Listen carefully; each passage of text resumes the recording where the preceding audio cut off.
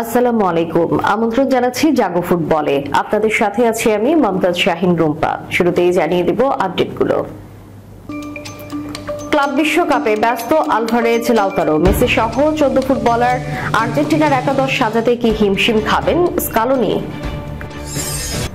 আনচেলত্তির হাত ধরেই নেইমারদের হেক্সা মিশন সফল করবে ব্রাজিল, বিশ্বাস কিংবদন্তি ফুটবলার রিভালদোর। পর্তুগালের হয়ে ছেলের আন্তর্জাতিক অভিষেক, রোনালদোর আবেগ ঘন পোস্ট। প্রিমিয়ার লিগের আরো কাছে দল, হামজা বললেন দেখা হবে ওয়েম্বলিতে। শুনছিলেন শিরোনাম, এবারে বিস্তারিত। ক্লাব বিশ্বকাপে ব্যস্ত আলভারেজ, লাউতারো, মেসিরা, অথচ জুনে বিশ্বকাপ বাছাইয়ে দুটি ম্যাচ খেলবে আর্জেন্টিনা। 5 জুন চিলির মাঠে আতিথেয়তা দেবে তারা। 10 জুন তাদের প্রতিপক্ষ কলম্বিয়া। এই দুই ম্যাচের জন্য একাদশ সাজানো নিয়ে হিমশিম খেতে হবে বিশ্বকাপ জয়ী কোচ লিওনেল স্কালোনিকে। ক্লাব বিশ্বকাপের ব্যস্ততার কারণে জাতীয় দলের হয়ে খেলার ছাড়পত্র নাও পেতে পারেন। 14 আর্জেন্টাইন ফুটবলার। 14 জুন 32 দল নিয়ে শুরু হবে ক্লাব বিশ্বকাপের 21তম আসর, যেখানে 14 আর্জেন্টাইনের মধ্যে 7 জন তো জাতীয় দলে নিয়মিতই।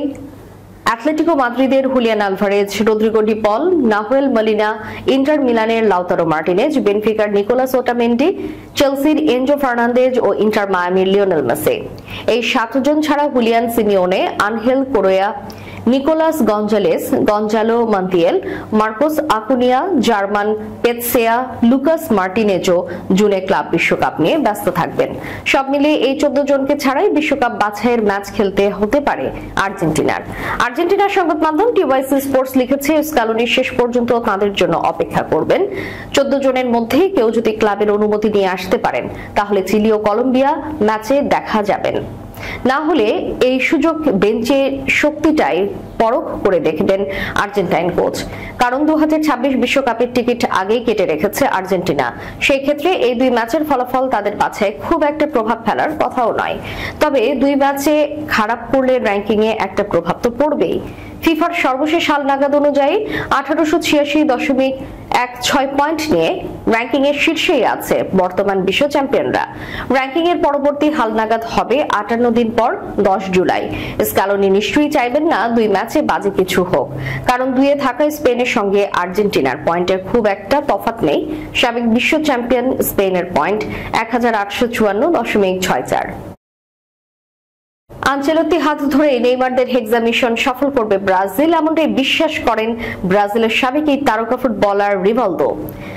ইটালিয়ান কোচ কার্লো আনচেলত্তির জন্য ব্রাজিল দলের অপেক্ষা ছিল অনেকটা দিনের। এর আগে এক দফায় চেষ্টা করেও ব্যর্থ হয়েছিল তারা। তবে এবারে ঠিকই শেষ হাসি হেসেছে ব্রাজিল। চলতি মে মাসেই ব্রাজিলের দায়িত্ব নিচ্ছেন আনচেলত্তি। ইটালিয়ান এই কোচকে জুন মাস থেকেই পুরোদমে নিজেদের জাতীয় দলের ডাগ আউটে পাবেন ভিনিসিয়াস রদ্রিগোরা। 26 মে থেকে ব্রাজিলের কোচ হচ্ছেন আনচেলত্তি। 2026 পর্যন্ত ব্রাজিলের কোচ হিসেবে চুক্তিবদ্ধ হয়েছেন এই ইটালিয়ান কোচ। এই চুক্তির মাধ্যমে ব্রাজিল ফুটবলের সুদীর্ঘ ইতিহাসে প্রথমে বিদেশি কোচ হচ্ছেন কার্লো আনচেলত্তি। রিভালদোর বিশ্বাস, খারাপ সময় পার করা ব্রাজিলকে পথ দেখাতে পারবেন আনচেলত্তি। ব্রাজিলের এই কিংবদন্তি ফুটবলার বলেন, অন্তত তারা সেরাদের একজনকে বেছে নিয়েছে, একজন সফল কোচ যার অধীনে এসি মিলানে আমার খেলার সুযোগ হয়েছিল।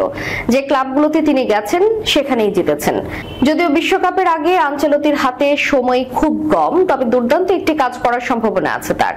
ইউরোপ ও ব্রাজিলে খেলা ফুটবলারদের সমন্বয়ে আনচেলত্তি একটি শক্তিশালী এবং ভারসাম্যপূর্ণ দল দাঁড় করাতে পারেন। সমর্থন পেলে এবং জাতীয় দলের বিষয়গুলো বিশ্লেষণের সময় পেলে তিনি ব্রাজিলের 6ষ্ঠ বিশ্বকাপের দীর্ঘ অপেক্ষার অবসানে নেতৃত্ব দিতে পারেন। এই দারুণ চ্যালেঞ্জের জন্য তাকে শুভকামনা জানাই, যোগ করেন তিনি। তবে রিভালদো মনে করছেন দেশি কোনো কোচকে রাখা গেলে আরো ভালো হতে পারত। তিনি বলেন, যাই হোক না কেন এ পর্যন্ত আমাদের 5টি বিশ্বকাপই জিতেছেন দেশি কোচ। কোন বিদেশি কোচ এখন পর্যন্ত অন্য কোন দলের হয়ে বিশ্বকাপ জেতেনি। গত সপ্তাহে জাতীয় দলে প্রথমবার ডাক পান ক্রিস্টিয়ানো রোনালদো জুনিয়র। ক্রোয়েশিয়ার অনূর্ধ্ব 15 দলের ভ্লাতকো মার্কোভিচ আন্তর্জাতিক টুর্নামেন্টে জাপানের বিপক্ষে পর্তুগালের বেঞ্চে ছিলেন রোনালদোর 14 বছর বয়সী ছেলে। 54তম মিনিটে বদলি হয়ে মাঠে নামেন তিনি। তার অভিষেকের ম্যাচে পর্তুগাল জিতেছে 4-1 গোলে। অবশ্য তিনি কোনো গোল করেনি বা বানিয়ে দিতে পারেনি। তবুও খেলা শেষে ক্রিস্টিয়ানো জুনিয়রের কিংবদন্তি বাবা তাকে নিয়ে আবেগ ঘন পোস্ট দেন। ছেলেকে নিজের পদাঙ্ক অনুসরণ করতে দেখে আপ্লুত 40 বছর বয়সী।